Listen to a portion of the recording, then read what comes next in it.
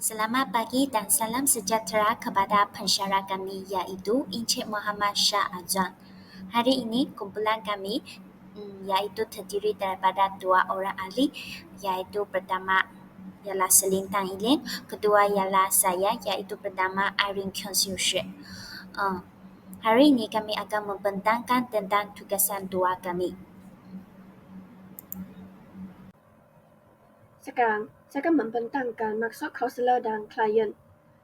Menurut Kamus Dewan edisi ketiga, kaunselor ditarifkan sebagai orang yang layak menjadi pembimbing dan penasihat kepada orang lain yang menghadapi masalah, orang yang mampu memberikan khidmat kaunseling.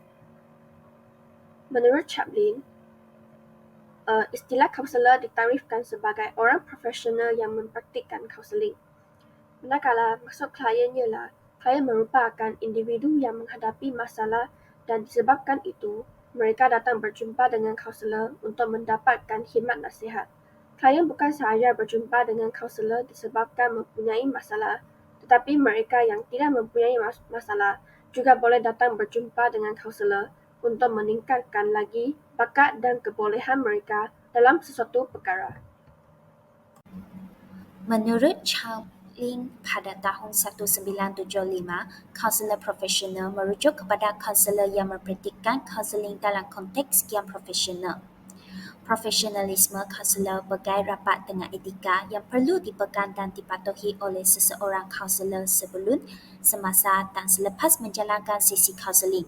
Profesionalisme ini merupakan satu cerminan profesion kaunselor kepada perkhidmatan menolong yang diberikan oleh kaunselor kepada masyarakat. Di Malaysia, badan yang bertanggungjawab menjaga profesionalisme kaunselor adalah dikenali sebagai Lembaga Kaunselor Malaysia, iaitu LKM. Sebagai sebuah badan kerajaan yang menjaga profesion kaunseling di Malaysia, salah satu tanggungjawab besar yang dimainkan oleh LKM adalah untuk mengawal selia perkhidmatan kaunseling di Malaysia selain menyediakan kod etika kaunselor bagi kaunselor menjalankan sesi kaunseling. Menurut Mastura pada tahun 2022, ciri-ciri kaunselor profesional mempunyai 5 dimensi utama, iaitu melibatkan kesedaran dan pengetahuan yang cukup dalam mengendalikan sesi kaunseling, melibatkan peranan kaunselor dalam membantu menyelesaikan masalah klien dengan cara yang efektif, mempunyai tahap kesedaran yang baik dalam melihat potensi yang dimiliki oleh klien dalam menyelesaikan isu yang dihadapi dan tidak menjadikan masalah yang dihadapi oleh klien sebagai beban masalah peribadi kepada kaunselor, melibatkan perasaan empati, memberi klien peluang untuk sentiasa merefleksikan emosi yang dihadapi berdasarkan aspek kognitif, emosi, dan tingkah laku. Latar belakang tentang video yang kami pilih ialah klien merupakan seorang lelaki yang berumur 18 tahun. Dia datang secara sukarela ke sesi kaunseling individu ini melalui cadangan rakan-rakannya. Dalam video itu, bilik adalah bilik terapeutik. Contohnya, kerusi adalah dalam bentuk L. Kerusi dalam bentuk L dapat memberikan keselesaan tambahan kepada klien semasa sesi kaunseling. Reka bentuknya yang ergonomik membolehkan klien duduk dengan selesa dan berasa lebih rileks, memudahkan mereka untuk berinteraksi dengan kaunselor tanpa rasa tegang. Selain itu, juga ada mempunyai tisu. Ketersediaan tisu dalam bilik penting untuk menjaga privasi dan kehormatan klien. Terkadang, klien mungkin mengalami emosi yang kuat semasa sesi kaunseling dan tisu dapat memberi mereka kemudahan untuk menguruskan atau menyeka air mata tanpa perasaan malu atau tidak selesa. Kod etika bertujuan untuk menentukan kualiti perkhidmatan yang diberikan. Menurut Noria, Zuria, dan Amlia pada tahun 2003, kod etika juga akan menjaga nama baik profesion dan kepentingan orang yang menerima perkhidmatan berkenaan. Tujuan kod etika kaunselor Lembaga Kaunselor Malaysia adalah menyediakan garis panduan bagi membantu kaunselor untuk bertindak secara profesional. Dengan yang demikian, mereka dapat memberikan perkhidmatan kaunseling yang terbaik serta memupuk nilai-nilai profesion kaunseling dengan cara terbaik. Membolehkan Lembaga Kaunselor Malaysia menjelaskan tanggungjawab etika semua kaunselor yang berdaftar dengan Lembaga Kaunselor Malaysia, mewujudkan prinsip-prinsip yang menentukan tingkah laku beretika serta amalan-amalan yang terbaik, dan akhirnya memberi sokongan kepada misi Lembaga Kaunselor Malaysia dan untuk menjadi asas bagi memproses aduan dan pertanyaan mengenai etika yang ditunjukkan kepada kaunselor. Kod etika kaunselor mempunyai 8 bahagian utama. Pertama, perhubungan menolong. Kedua, kerahsiaan, komunikasi privilege dan privasi. Ketiga, tanggungjawab profesional. Keempat, hubungan dengan profesional lain. Seterusnya, kelima ialah penilaian, penaksiran dan pentafsiran. Keenam, penyeliaan, latihan dan pengajaran. Ketujuh, penyelidikan dan penerbitan. Kelapan, penyelesaian isu-isu etika. Tanggungjawab kaunselor terhadap profesion ialah pengetahuan tentang etika. Hal ini melibatkan kaunselor di bawah lembaga kaunselor haruslah memahami dan mematuhi kod etika kaunselor Malaysia. Selain itu, kaunselor juga haruslah menggunakan kod etika sebagai panduan memberi perkhidmatan kaunseling dan juga memelihara tata laku sebagai kaunselor. Tanggungjawab kaunselor terhadap profesion yang kedua ialah meningkatkan kecekapan. Hal ini bermaksud kaunselor haruslah berusaha untuk menilai, meningkatkan pengetahuan, kecekapan dan kemahiran dalam bidang profesional. Kaunselor juga haruslah mengemaskini kecekapan dengan latihan yang berterusan. Kaunselor juga perlulah memupuk nilai-nilai moral. Contoh nilai moral seperti empati. Kaunselor perlulah mempunyai kebolehan untuk menyampaikan kefahaman tentang pengalaman seseorang dari perspektif orang tersebut. Seterusnya, nilai seperti integriti. Kaunselor juga perlulah berusaha ke arah bersikap bermoral dalam hubungan dengan orang lain dengan menekankan keikhlasan dan konsistensi antara tingkah laku dan percakapan. Contoh nilai moral yang seterusnya ialah daya tahan. Kaunselor haruslah terus berusaha membantu klien tanpa ada rasa berputus asa. Di samping itu, kaunselor juga perlulah mempunyai kesedaran kendiri. Ini merujuk kepada keupayaan untuk menilai secara tepat dan mengakui kekuatan dan kelemahan sendiri. Bukan itu sahaja, kaunselor juga perlulah mempunyai kebijaksanaan. Ini merujuk kepada seseorang kaunselor yang mampu untuk membuat keputusan dengan berhikmat. Nilai moral seterusnya ialah keberanian. Kaunselor perlulah berupaya untuk bertindak walaupun berada dalam keadaan berisiko dan ketidakpastian. Contoh nilai moral yang terakhir ialah spirituality. Kaunselor perlulah berusaha untuk meningkatkan nilai dan amalan kerohanian sebagai salah satu aspek dalam kehidupan. Tanggungjawab kaunselor terhadap profesion yang keempat ialah penilaian. Kaunselor hendaklah melalui proses penilaian dan penilaian serta dinilai oleh penilaian profesional secara berterusan. Kaunselor juga perlu mendapatkan pendidikan, latihan dan penilaian yang diiktiraf sebelum amalkan kepakaran. Seterusnya, tanggungjawab kaunselor terhadap profesion yang kelima ialah kecekapan profesionalisme. Hal ini bermaksud kaunselor boleh memberikan perkhidmatan kaunseling mengikut bidang kepakaran dan kaunselor tidak boleh menyampaikan kaunseling, konsultasi dan sampaikan maklumat di luar bidangnya. Di samping itu, kaunselor perlulah mempunyai kesedaran ketidakupayaan. Kaunselor haruslah sedar sekiranya terhadap sebarang ketidakupayaan fizikal, mental dan emosi. Kaunselor perlu menghindarkan diri sekiranya terdapat ketidakupayaan pada diri. Jika ada ketidakupayaan, kaunselor perlulah merancang dan membuat persediaan untuk memindahkan rekod dan kes kepada rakan profesional. Tanggungjawab kaunselor terhadap profesion yang terakhir adalah dari segi konflik kepentingan. Kaunselor perlu mengelakkan keadaan yang boleh menyebabkan konflik kepentingan dirinya dengan klien. Sekiranya berlaku, kaunselor membuat keputusan mengutamakan kepentingan klien dengan tujuan untuk mengekalkan kepercayaan terhadap profesion kaunseling. Sekarang saya akan membentangkan fasa prosesi. Menurut model Mizan dan Halimadun pada tahun 2006, menyediakan prosesi ialah merujuk kepada persediaan bagi guru bimbingan atau kaunselor untuk memberikan khidmat membimbing atau kaunseling. Sebelum kaunselor memulakan sesi kaunseling, kaunselor mestilah menyediakan borang seperti borang maklumat latar belakang klien, borang temu janji dan lain-lain. Selain itu, maklumat latar belakang ahli keluarga, masalah ingin dibincang dan juga rujukan kes.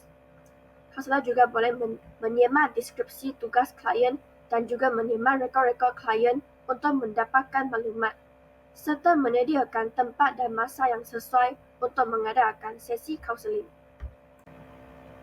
Sebagai contoh, berdasarkan video yang telah kami analisis, pada masa 1.36 minit, kaunselor telah memberikan borang maklumat kepada klien untuk mengisi. Fasa yang kedua yang ada dalam video itu ialah fasa membina hubungan. Bagi klien, pandangan pertama atau first impression tentang kaunselor yang akan memberikan pertolongan kepadanya menentukan sama ada klien akan terus datang berjumpa kaunselor. Prosesi atau pandangan pertama ini akan mencorakkan hala tuju dan kualiti pertemuan antara kaunselor dan klien. Salah satu perkara yang akan dilakukan oleh kaunselor dalam membina hubungan ialah menstruktur sesi kaunseling. Penstrukturan merupakan asas kepada penyediaan mental dan psikologikal klien terhadap sesi dan proses kaunseling. Panduan bagi mewujudkan hubungan yang baik di antara kaunselor dan klien ialah kaunselor perlu menunjukkan tingkah laku tanpa lisan yang mesra. Selain itu, menunjukkan keinginan untuk menolong klien. Kaunselor juga boleh mendengar apa yang telah diperkatakan oleh klien, sama ada secara lisan atau bukan lisan.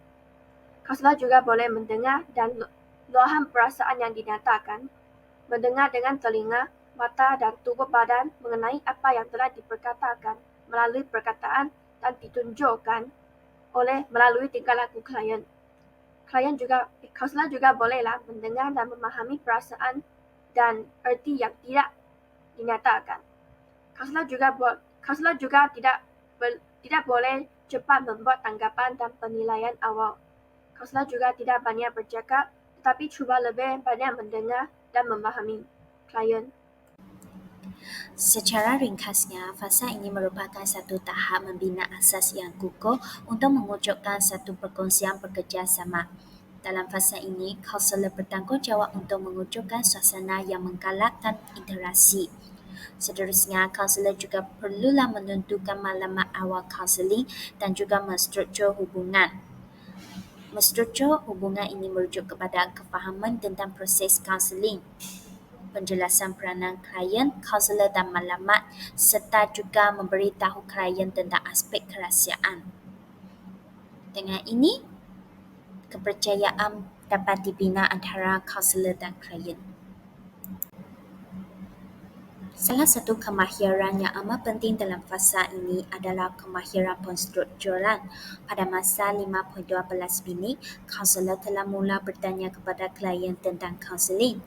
Kaunselor ada memberitahu kepada klien tentang apa itu kaunseling dan juga menerangkan tanggungjawab kaunselor dan klien. Seterusnya, kaunselor juga memberitahu limitasi masa dan juga etika kerahsiaan kepada klien tahu. Dengan itu, klien akan lebih memahami tentang proses kaunseling yang dijalankan.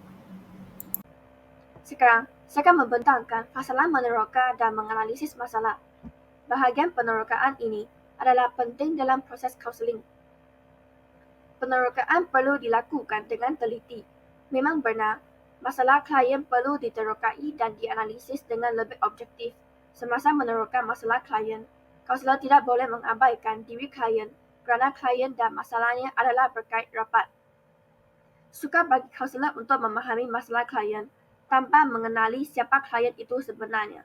Adalah menjadi tugas kaunselor untuk membantu klien mengenali dirinya, kekusutan yang dialami oleh klien, banyak berpunca dari kegabuhan tentang siapa diri klien itu yang sebenarnya.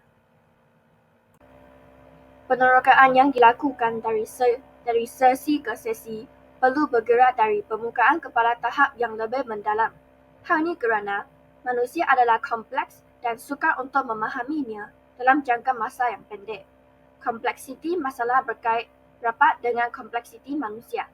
Lagi kompleksiti manusia itu, lagi kompleks masalahnya. Kaunselor perlu sedar bahawa klien memiliki banyak maklumat tentang dirinya.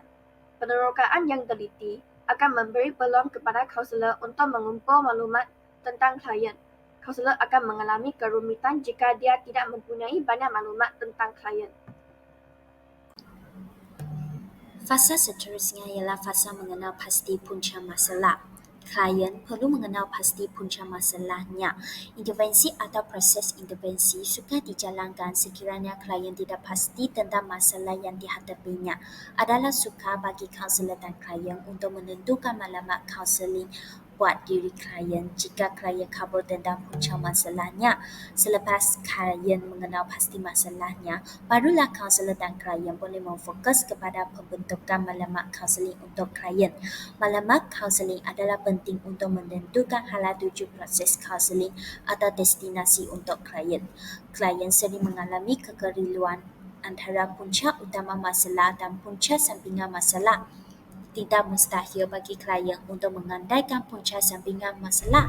Apabila ia berlaku, klien membazir tenaga dengan memfokus kepada perkara yang remeh dan bukan kepada perkara utama. Antara perkara utama ialah mengenali diri klien orang lain tetapi melibatkan diri klien dan takdir. Adalah penting untuk mengambil kira ketiga-tiga faktor di atas sebagai usaha untuk membezakan apa yang mampu dilakukan dan apa yang tidak mampu dilakukan oleh klien. Apabila masalah berpunca daripada orang lain, klien perlu sedar tentang tahap kemampuannya untuk mengatasi masalah tersebut. Apabila masalah berpunca daripada orang lain tetapi melibatkan klien, masalah ini dikatakan terbit daripada dua orang. Dalam konteks ini, kemampuan klien untuk mengatasi masalah adalah terhad. Klien hanya mampu melakukan sesuatu dalam lingkungan sesuatu yang di luar bidang kuasanya. Prinsip penting di sini ialah setiap manusia bertanggungjawab ke atas dirinya. Maka apabila masalah timbul, kedua-dua belah pihak perlu bertanggungjawab dalam mengatasi masalah tersebut. Seandainya manusia memilih untuk memikul tanggungjawab orang lain, tidak mustahil suatu hari nanti tanggungjawab tersebut akan menjadi beban. Pembentukan maklumat kaunseling merupakan perkara yang perlu diberi perhatian selepas kaunselor dan klien mengenal pasti masalah. Maklumat kaunseling akan menjadi bantuan kepada kaunselor untuk mencari fokus dalam proses kaunseling. Maklumat kaunseling akan membuka perbincangan antara kaunselor dan klien. Seterusnya, perbincangan ini akan membantu klien untuk memilah jalan yang paling sesuai untuk dirinya. Fasa mengambil tindakan. Pilihan atau alternatif yang telah dipilih perlu disusuli dengan tindakan. Dalam proses kaunseling, kaunselor perlu menerokai tindakan-tindakan yang bakal diambil oleh klien untuk memastikan klien benar-benar tahu apa yang akan dilakukan. Kejayaan klien akan dimanifestasikan oleh tindakannya. Klien belum berjaya jika dia masih berada pada tahap ingin bertindak tetapi masih tidak bertindak. Fasa menamatkan sesi. Semua sesi kaunseling perlu ditamatkan. Ia dibuat semasa setiap sesi atau setelah satu permasalahan dapat diuruskan. Ada beberapa elemen yang perlu diambil kira semasa membuat keputusan untuk menamatkan sesi atau proses kaunseling. Kaunselor perlu menilai kemajuan ataupun perkembangan diri klien. Di antara kejayaan sesuatu kaunseling ialah apabila klien membuat keputusan dan tanggungjawab ke atas keputusannya. Hal ini bermakna sekiranya keputusan yang diambil tidak menghasilkan sesuatu yang positif, klien bertanggungjawab dan mampu mengatasi masalah yang timbul. Lazimnya, klien membawa beberapa masalah ke sesi kaunseling. Apa yang penting ialah kaunselor haruslah memfokuskan kepada masalah utama yang sering mengganggu klien. Tidak bermakna setiap masalah yang dibawa oleh klien perlu diterokai. Jika sesi atau proses kaunseling berjaya, klien sudah mampu mengatasi rangkaian masalah yang lain. Elemen penting ialah klien memiliki kesedaran, ilmu pengetahuan, atau kebijaksanaan dan kemahiran untuk mengatasi masalahnya. Terdapat 3 perkara yang mesti dicapai. Pertama ialah kemajuan selama menjalankan kaunseling selama ini mesti dirumuskan kepada tiga kesan-kesannya. Kedua ialah isu-isu yang mesti diselesaikan pada masa ini hendaklah dikemukakan. Dan yang ketiga ialah memikirkan cara-cara mengekalkan pertumbuhan klien setelah ditamatkan sesi kaunseling. Dalam video yang dipilih oleh kumpulan kami telah memerhati bahawa kaunselor telah menjalankan tanggungjawabnya sebagai seorang kaunselor terhadap kliennya. Pertama sekali, kaunselor telah menjaga kepentingan klien dengan memberikan perhatian sepenuhnya kepada keperluan dan maklumat klien. Seterusnya, kaunselor juga menjaga kerahsiaan klien. Kaunselor tidak mendedahkan maklumat peribadi klien kepada pihak lain tanpa kebenaran klien. Kemudian, kaunselor juga menghormati dunia persendirian klien. Dan kaunselor juga mempunyai pengetahuan tentang pelbagai budaya yang mungkin dimiliki oleh klien. Seterusnya, tanggungjawab kaunselor terhadap klien dalam video itu ialah kaunselor juga ada memastikan kesejahteraan klien dan juga menghormati setiap keputusan yang dibuat oleh klien. Selain itu, kaunselor juga ada tidak melakukan tindakan gangguan seksual terhadap kliennya. Dan seterusnya ialah kaunselor mempunyai keadilan terhadap kliennya. Tanggungjawab kaunselor terhadap klien ialah membekalkan maklumat, kebenaran bermaklum, berbudi cara kaunselor, dan juga larangan dalam hubungan dui. Selain itu, kebebasan klien menamatkan sesi, rujukan, pendaftaran dan sesi amalan, rekod kaunseling, dan juga kemudahan kaunseling. Salah satu kod etika yang diamalkan oleh kaunselor dalam video itu adalah dari segi perhubungan menolong. Sekarang saya akan membentangkan pengenalan tentang aspek perhubungan menolong ini secara ringkas. Dalam aspek ini, kaunselor menggalakkan pertumbuhan dan perkembangan klien mengikut cara-cara yang memupuk kepentingan dan kebajikan klien melalui jalinan hubungan yang sihat. Kaunselor secara aktif akan cuba memahami latar belakang budaya yang berbeza di kalangan klien yang mereka kendalikan. Kaunselor juga hendaklah meneroka identiti mereka sendiri dan mengenal pasti bagaimana identiti ini mempengaruhi nilai dan kepercayaan mereka mengenai proses kaunseling. Kaunselor juga digalakkan untuk memberi sumbangan kepada masyarakat dengan mengakhirkan sebahagian daripada aktiviti profesional mereka kepada perkhidmatan yang membawa sedikit atau tiada pulangan kewangan langsung yang dikenali sebagai pro bono publico. Salah satu aspek dalam perhubungan menolong adalah dengan mempunyai sifat empati dan perhargaan terhadap klien. Kaunselor dikehendaki untuk menunjukkan empati dan penghargaan terhadap klien mereka. Ini bermaksud mendengar secara aktif, memahami serta menghormati perasaan dan pengalaman klien tanpa menghakimi. Kaunselor perlu memastikan bahawa klien sentiasa didengari dan difahami dalam proses kaunseling. Seseorang kaunselor yang efektif memang diperlukan untuk menunjukkan empati dan penghargaan terhadap klien mereka. Ini bukan sahaja memastikan hubungan yang sihat antara kaunselor dan klien, tetapi juga membantu dalam pembinaan kepercayaan dan pembangunan perasaan selamat dalam sesi kaunseling. Cara di mana seseorang kaunselor dapat menunjukkan empati dan penghargaan kepada klien. Cara pertama adalah dengan mendengar secara aktif. Kaunselor perlu memberi perhatian penuh kepada klien semasa mereka bercakap. Ini bermaksud tidak hanya mendengar kata-kata yang diucapkan, tetapi juga memahami perasaan dan emosi yang terkandung di dalamnya. Contohnya, kaunselor dalam video itu ada menggunakan ekspresi wajah yang menunjukkan perhatian, memberi respon verbal seperti "saya faham apa yang kamu maksudkan" atau menganggukkan kepala sebagai tanda pemahamannya. Cara yang kedua adalah dengan memahami dan menghormati perasaan klien. Kaunselor harus peka terhadap perasaan dan pengalaman klien tanpa menilai atau mengkritik. Ini bermakna menerima perasaan klien tanpa membuat sebarang penilaian sama ada perasaan itu betul atau salah. Contohnya, jika seorang klien mengungkapkan rasa sedih mereka berhubung sesuatu peristiwa, kaunselor boleh merespon dengan mengatakan, "Saya faham bahawa peristiwa itu telah menimbulkan perasaan sedih yang mendalam pada kamu."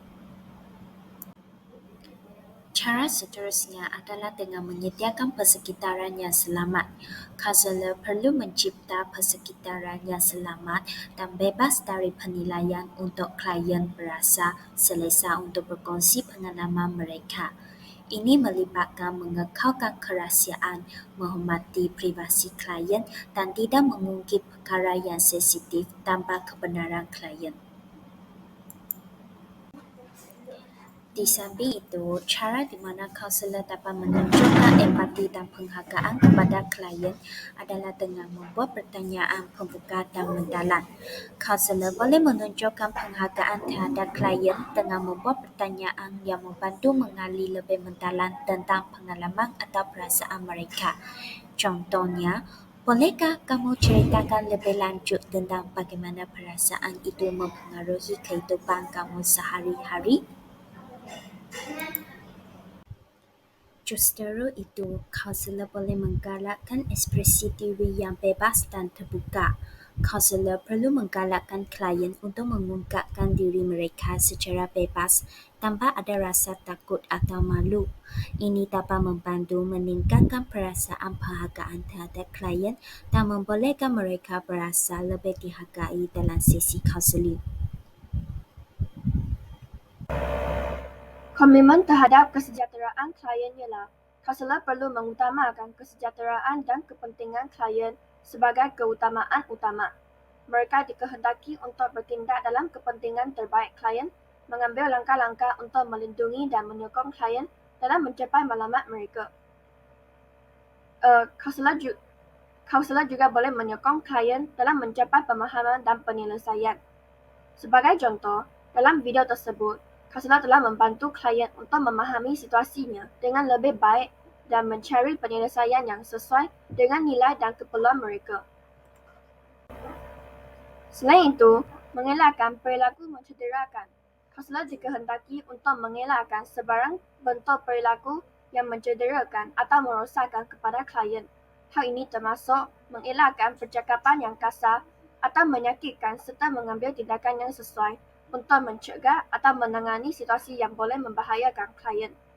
Sebagai contoh, dalam video tersebut, kaunselor telah berinteraksi dengan klien secara sopan, menghormati dan mengelakkan penggunaan perkataan atau tingkah laku yang menyakitkan hati atau menimbulkan kecederaan emosi klien.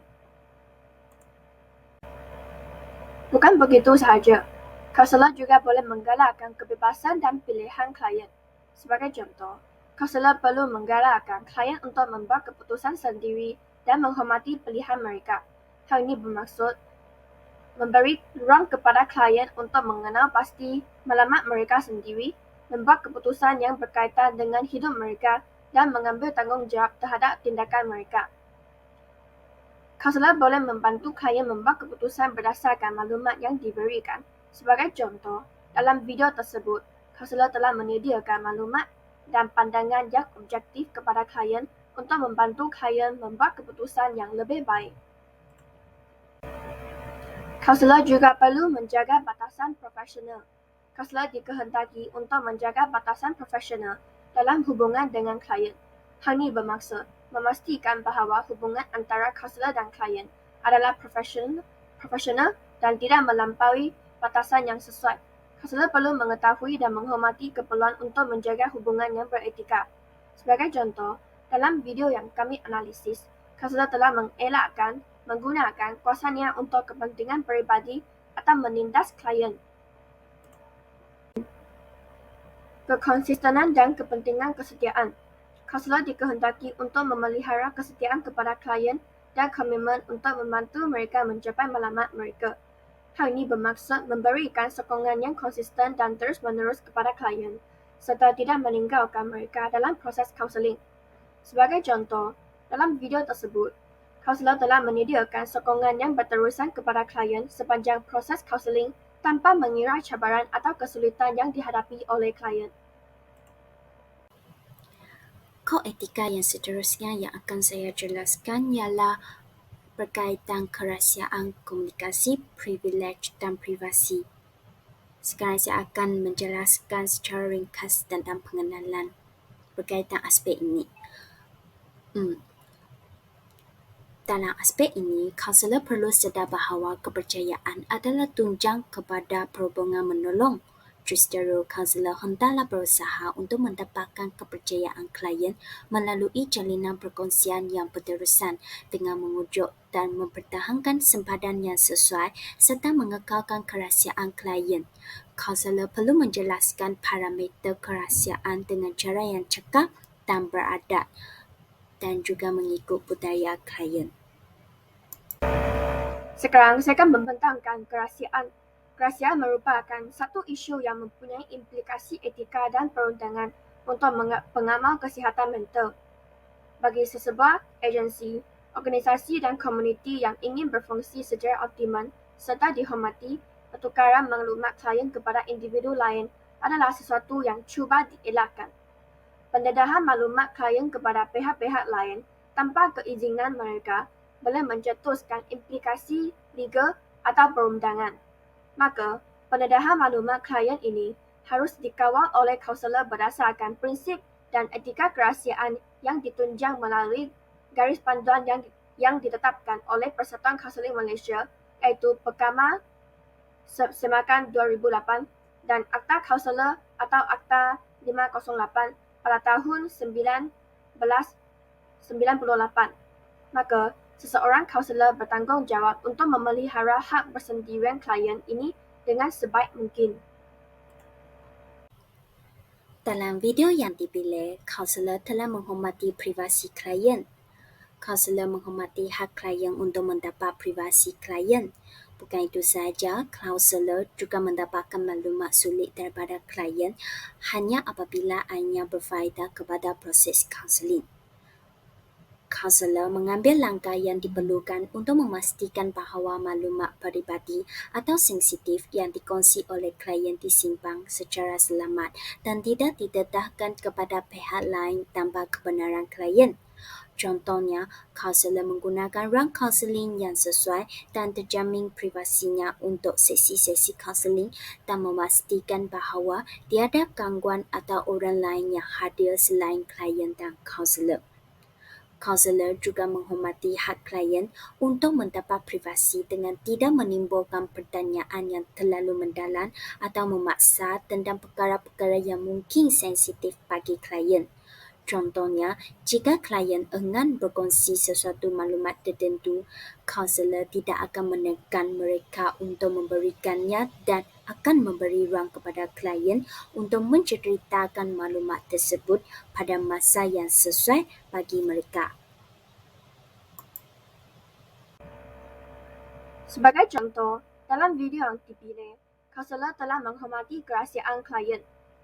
Ini bermaksud kaunselor tidak berkongsi maklumat rahsia tanpa persetujuan klien atau tanpa justifikasi etika atau undang-undang yang mantap. Contohnya, kaunselor menyimpan catatan peribadi tentang sesi kaunseling dan hanya berkongsi maklumat yang relevan jika diperlukan untuk membantu klien dan dengan persetujuan klien. Kaunselor juga akan menjaga kerahsiaan ketika berbicara dengan klien, memastikan bahawa percakapan berlaku dalam persekitaran yang selamat dan tidak disaksikan oleh orang lain. Kaunselor juga akan menghormati hak klien untuk menyimpan maklumat rahsia tentang diri mereka sendiri dan tidak akan menggunakan maklumat tersebut untuk kepentingan pribadi atau profesional tanpa persetujuan klien. Hal ini penting untuk memastikan hubungan kepercayaan antara kaunselor dan klien serta memberi keyakinan kepada klien bahawa maklumat yang mereka kongsi dalam sesi kaunseling akan dirahsiakan dengan selamat. Dalam video yang dipilih, kaunselor juga telah memberi penjelasan mengenai batasan. Pada peringkat awal dan sepanjang proses kaunseling, kaunselor telah memberitahu klien mengenai batasan kerahsiaan dan juga mengenal pasti situasi tertentu yang diduga di mana kerahsiaan mesti didedahkan. Kaunselor memberi penjelasan mengenai kerahsiaan. Okey.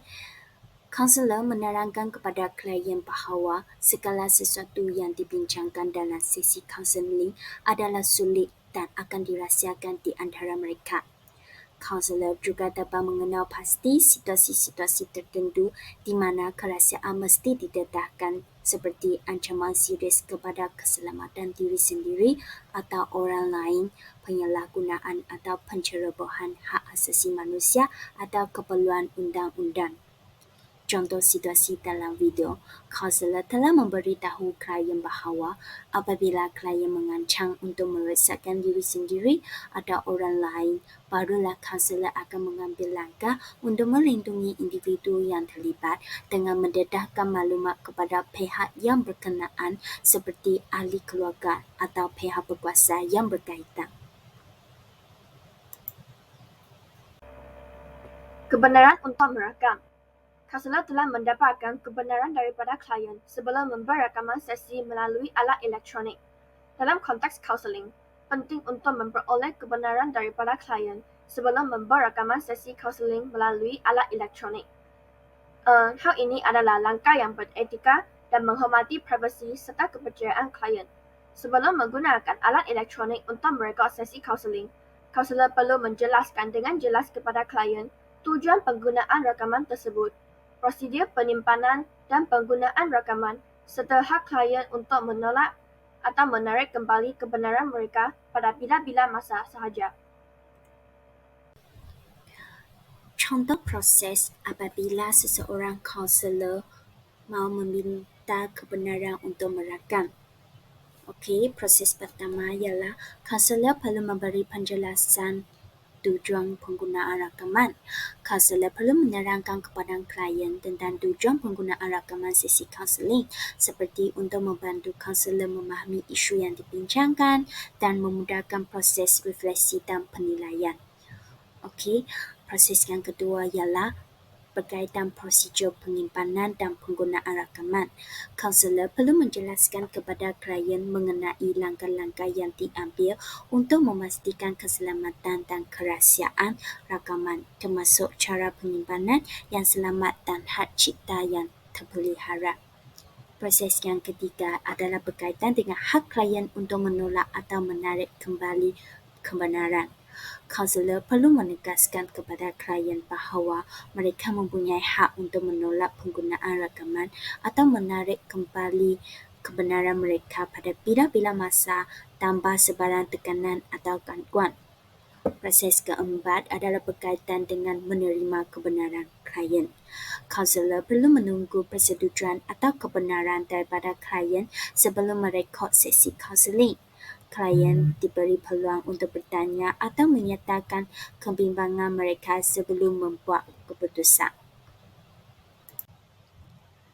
Dalam video yang kami pilih, kaunselor itu juga ada meminta kebenaran untuk memerhati. Kaunselor telah mendapatkan kebenaran dari klien sebelum membuat pemerhatian ke atas sesi kaunseling seperti menonton rakaman sesi bersama penyelia atau pensyarat di tempat latihan. Ini menunjukkan penghargaan kaunselor terhadap privasi dan kepercayaan klien serta komitmen mereka terhadap prinsip-prinsip etika dalam kaunseling. Dengan ini, kaunselor dapat memastikan bahawa mereka bertindak dengan penuh integriti dan beretika dalam proses kaunseling. Ini juga membina kepercayaan antara kaunselor dan klien serta memberikan keyakinan kepada klien bahawa privasi mereka telah dihormati dan juga dilindungi. Tanggungjawab profesional pada peringkat pengenalan ialah kaunselor perlu mempunyai hasrat untuk berkomunikasi secara terbuka, jujur dan tepat apabila berhadapan dengan orang awam atau profesional lain. Mereka hendaklah menjalankan amalan mereka dalam suasana yang tidak diskriminatif, dalam lingkungan sempadan profesional dan kompetensi peribadi dan mematuhi kod etika kaunselor lembaga kaunselor.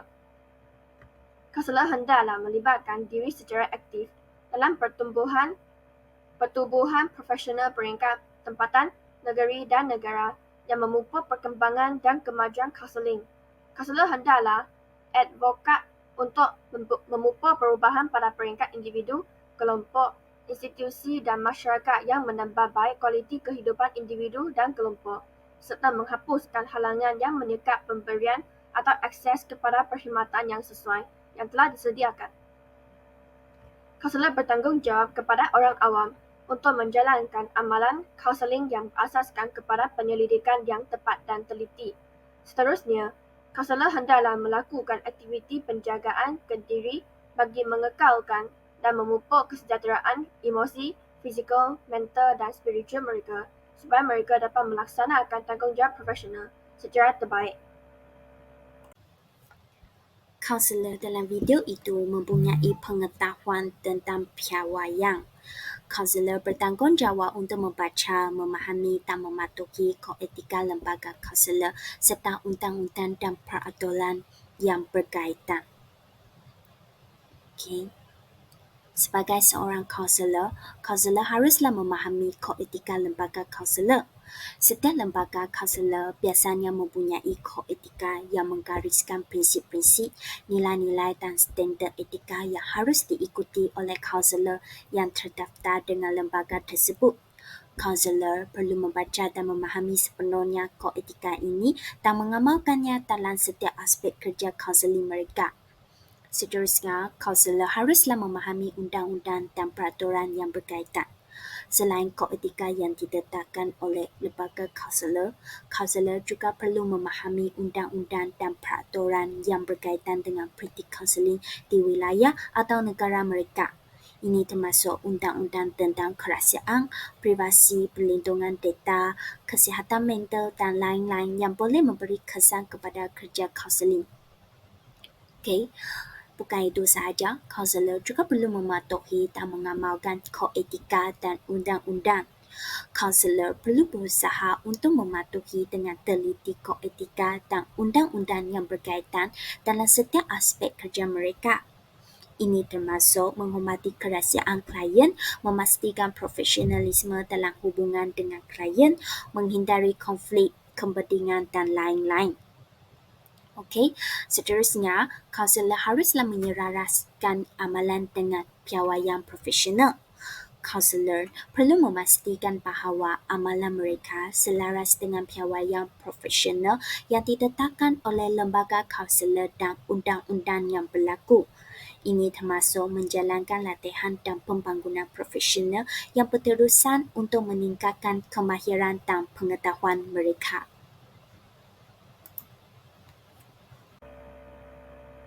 Dalam video yang dipilih, kaunselor telah menjaga kerahsiaan klien. Salah satu aspek penting dalam kod etika adalah menjaga kerahsiaan maklumat klien.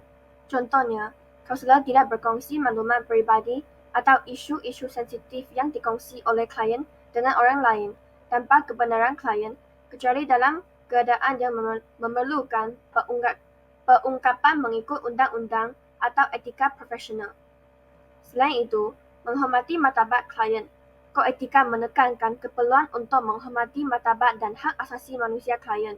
Contohnya, kaunselor perlu mengelakkan diskriminasi berdasarkan faktor seperti bangsa, agama atau orientasi seksual dan memberikan layanan yang sama adil kepada semua individu. Kaunselor juga haruslah mengelakkan konflik kepentingan. Kaunselor dikehendaki menjauhi diri dari konflik kepentingan yang boleh mempengaruhi kemampuan mereka untuk memberikan perkhidmatan yang berkesan kepada klien. Contohnya, kaunselor tidak boleh mempunyai hubungan peribadi atau profesional yang mempengaruhi keputusan atau tindakan mereka semasa bekerja dengan klien. Seterusnya, menerapkan batasan profesional. Kaunselor perlu mengetahui dan menghormati batasan kemahiran dan pengetahuan mereka.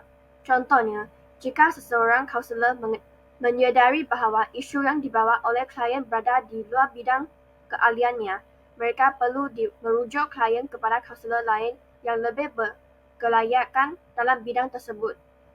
Selain itu, menjaga kualiti perkhidmatan. Kod etika menegaskan keperluan untuk menjaga kualiti perkhidmatan kaunseling. Contohnya, kaunselor perlu berusaha untuk memperbaharui pengetahuan mereka, menghadiri latihan profesional, dan mengambil bahagian dalam pembangunan diri untuk memastikan mereka dapat memberikan perkhidmatan yang terbaik kepada klien. Akhirnya, menggalakkan kesedaran diri. Kaunselor dikehendaki untuk sentiasa menggalakkan kesedaran diri tentang faktor-faktor peribadi dan budaya yang mungkin mempengaruhi cara mereka berinteraksi dengan klien. Contohnya, kaunselor mungkin perlu mengenali prasangka atau stereotip peribadi yang mereka memiliki dan bagaimana ia boleh mempengaruhi persepsi terhadap klien. Melalui penerapan kod etika ini, kaunselor dalam video itu dapat menjaga nama baik profesional mereka dan memastikan bahawa kepentingan terbaik klien sentiasa diutamakan. Kesimpulannya, dengan memahami dan mengamalkan prinsip-prinsip yang termaktub dalam kod etika, seseorang kaunselor dapat menjaga kepercayaan dan integriti dalam hubungan dengan klien. Hal ini melibatkan penghormatan terhadap privasi dan kerahsiaan klien, memastikan profesionalisme dalam setiap interaksi, serta mengutamakan kesejahteraan klien di atas segalanya. Dengan mengikuti kod etika, kaunselor dapat mencipta persekitaran yang selamat, terbuka dan berdaya upaya bagi klien untuk mencapai pertumbuhan dan pemulihan yang berkesan. Kesimpulannya, mematuhi tanggungjawab profesional dan kod etika merupakan asas yang penting bagi kejayaan dalam bidang kaunseling. Ini merupakan sumber rujukan daripada kumpulan kami. Sekian, terima kasih.